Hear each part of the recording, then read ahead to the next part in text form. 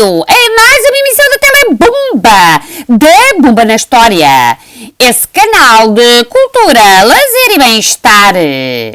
Hoje continuaremos com a saga televisiva A Guerra Fria, com particular destaque para as diferentes fases dos acontecimentos que perduraram mais de 40 anos e, em concreto, um momento que vai fraturar o mundo: a construção do Muro de Berlim em 1961. Espero que seja do mais inteiro agrado a vossas excelências. Se não for, temos muita peninha. Telebumba no ar e bumbemos juntos. A Guerra Fria desenvolveu-se ao longo de várias fases. A primeira fase iniciou-se em 1947 com a oposição ideológica e política entre as doutrinas Truman e Zhdanov, acentuada entre os anos de 1948 e 1953, numa Europa marcada pelo expansionismo soviético e pela chamada questão alemã. Na Ásia, eclodiram guerras regionais, Indochina e Coreia, que tiveram o envolvimento da União Soviética e dos Estados Unidos no apoio a cada um dos lados em confronto. O bloqueio de Berlim pelos soviéticos em 1948 é considerado o primeiro episódio da Guerra Fria. A questão de Berlim ocupou um lugar central ao longo da Guerra Fria. Tornou-se um dos símbolos devido ao clima de tensão e de confronto ideológico entre os dois blocos que ali se gerou. Na origem deste episódio estava a questão da divisão da Alemanha e da cidade de Berlim em 4 setores, na sequência das decisões de Yalta e de Potsdam. Desde logo se revelou a dificuldade na administração conjunta da Alemanha, que fez descer definitivamente a cortina de ferro sobre a Europa. Os 3 Estados ocidentais decidiram avançar para a criação de um Estado alemão, convocaram eleições para a Assembleia Constituinte e defenderam a criação de uma nova moeda, o marco alemão. O objetivo dos americanos era a rápida reanimação da economia alemã. A reação da União Soviética a estas decisões não se fez esperar. Entre o final de junho de 1948 e maio de 1949, os soviéticos fecharam os acessos terrestres à zona de Berlim Ocidental, situada na área da Alemanha controlada pelos soviéticos, com o corte das ligações rodoviárias e ferroviárias. O bloqueio de Berlim impediu o acesso entre a Alemanha Ocidental e Berlim Ocidental. A União Soviética procurava assim mostrar ao Bloco Ocidental que podia controlar o abastecimento a Berlim. Os americanos e os ingleses, para garantir o abastecimento de bens essenciais à zona ocidental de Berlim, estabeleceram uma ponte aérea. Foram mobilizados diariamente 1000 aviões que sobrevoavam Berlim para lançar produtos, alimentos, combustíveis, carvão e medicamentos. Em 12 de maio de 1949, o bloqueio foi levantado a mandado de Stalin. Apesar do fim do bloqueio, a cisão Alemanha e de Berlim era inevitável. Formaram-se 2 Estados. A Ocidente, a 4 de maio de 1949, a República Federal da Alemanha, com capital em Bona, na órbita do Bloco Ocidental Capitalista, e como tal, aliada na contenção do comunismo. A República Democrática Alemã, a Oriente, aliada da União Soviética e integrada no Bloco Oriental Comunista. Berlim ficou igualmente dividida em 2 setores: o de Berlim Ocidental, administrado pela República Federal Alemã, e o de Berlim Oriental, capital da República Democrática Alemã.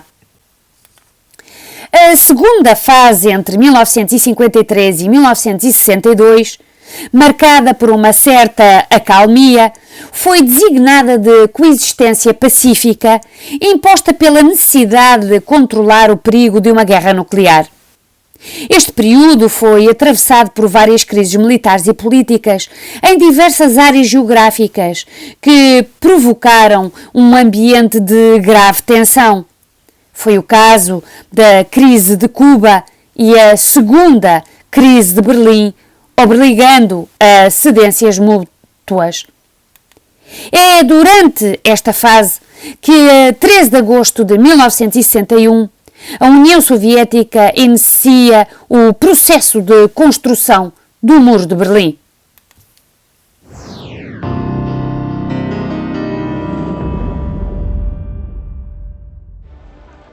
The calm before the storm. Berlin on August 12, 1961. Border checks at the Brandenburg Gate as usual. But the border in the middle of the city is still passable. From his country seat north of Berlin, GDR head of state Walter Ulbricht relays an order for a secret mission which he entrusts to his faithful assistant Erich Honecker. It's a mild summer evening. No one in Berlin has a clue. Just before 2 o'clock in the morning, soldiers and police advance in the east. They block all transit points around West Berlin. A rude awakening. I'll never forget that morning. At about 7, I turn on the radio, listen to some beautiful music, and then suddenly, West Berlin is sealed off. I think, well, your parents can't come anymore. The Iron Curtain through the middle of the city separates friends, family, and day-to-day life.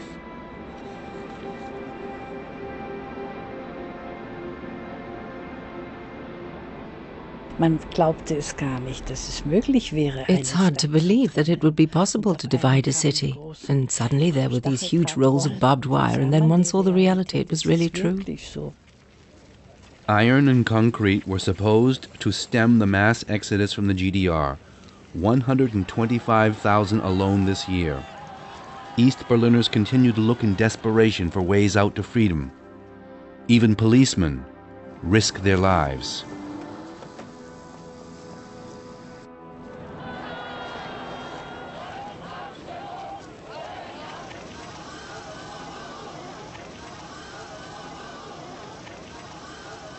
In his meeting with Soviet leader Khrushchev in Vienna, President Kennedy had already signaled restraint. Both sides had agreed. Each can do what he wants in his own part of the world. Neither would tell the other what to do. And so, on August 13, 1961, a fault line runs through Berlin and the two German states. Soon the division would be cast in concrete. The wall becomes a murderous monument.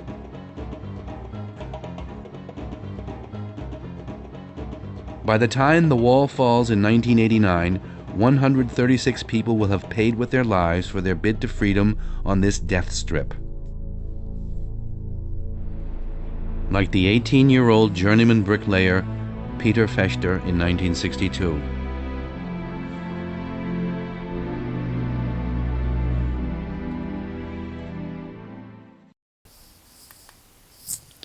A terceira fase, entre 1963 e 1975, designada por Entente, consistiu no apaziguamento ou desanuviamento das relações entre Washington e Moscovo durante as lideranças de Brezhnev na União Soviética e Kennedy, Johnson e Nixon nos Estados Unidos.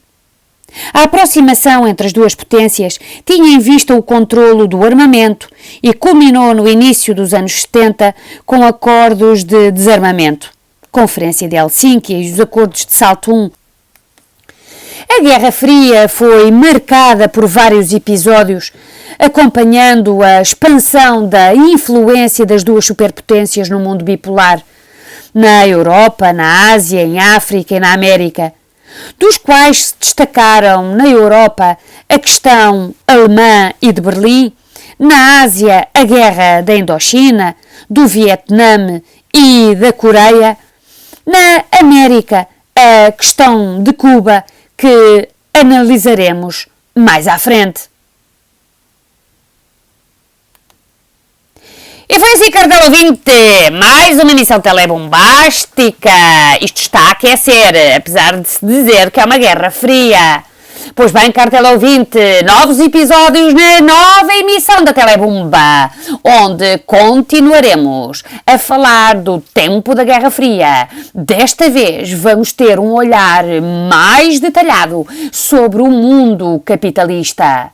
Até lá, caro ouvinte, acompanhe-nos no sítio do costume, do canal do YouTuber. E não esqueça também de nos acompanhar e de divulgar este movimento interplanetário que é #Eu aprendi com a Bomba. Foi um gosto, foi um prazer, foi uma delícia. Telebomba no ar. Bombemos juntos.